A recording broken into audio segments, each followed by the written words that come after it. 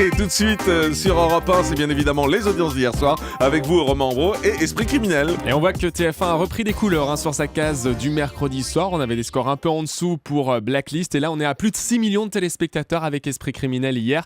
24,5% sur la soirée avec un premier épisode à plus de 7 millions de téléspectateurs. La deuxième place, et c'est la surprise Jean-Marc, c'est M6 hier soir avec une nouvelle soirée du meilleur pâtissier. Les candidats devaient concocter hier soir des gâteaux moelleux. Et bien l'audience est loin d'être retombée comme un soufflé. C'est gonflé. 3 300 000 personnes et 15,1%. Notez que c'est le record pour cette saison 3 du meilleur pâtissier. Et c'est surtout 800 000 téléspectateurs de plus qui sont venus sur M6 hier soir. Croisons les doigts pour que M6 conserve ses téléspectateurs la semaine prochaine. La troisième place, c'est pour France 2 avec le téléfilm Vogan. Au casting, on retrouvait Olivier Marchal et Arthur Jugnot. Un peu moins de 3 millions de téléspectateurs et 12% du public. En revanche, la déception, Jean-Marc, c'est France 3 hier soir avec le magazine Des Racines et des Ailes qui ne fait que 2 590 000 téléspectateurs et 10,5%.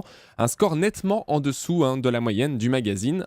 Espérons que la semaine prochaine, ce sera mieux. Vous en avez des espoirs ce matin. Du côté de la TNT. Avec aucune chaîne qui dépasse le million de téléspectateurs. Ça arrive souvent en ce moment.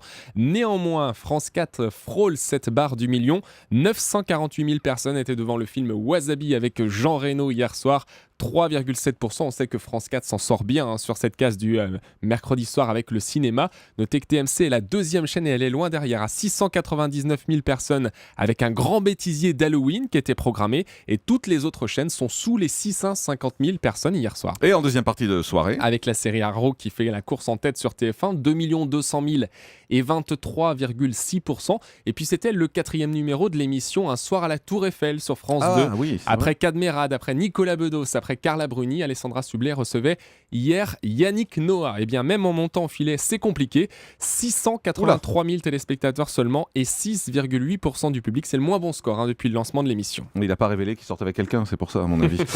Du côté des Access Prime Time, il faut noter, donc je vous le disais, que Cyril Hanouna bat son record historique d'audience. Il est même devant le grand journal de Canal+. Et puis notez également qu'il est leader national sur les 15-34 ans, c'est-à-dire devant tout le monde. Première chaîne devant tout le monde sur les 15-34 ans avec un score de...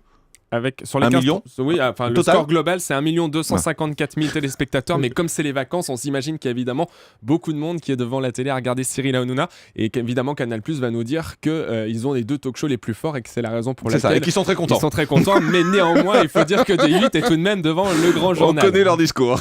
C'est tout ? Si vous voulez, je peux vous faire le reste. Non, mais c'est bon, on les fait un tour. Le grand direct des médias, Jean-Marc Morandini.